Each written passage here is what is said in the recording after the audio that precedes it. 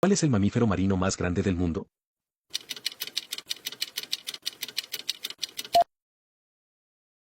¿Qué animal marino tiene la mayor cantidad de tentáculos?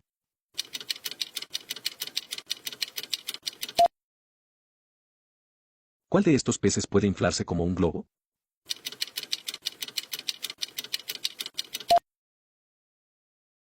¿Qué criatura marina produce una perla?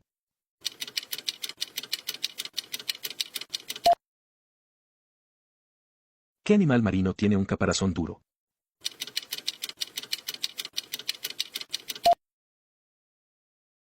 ¿Cuál de estos animales puede cambiar de color?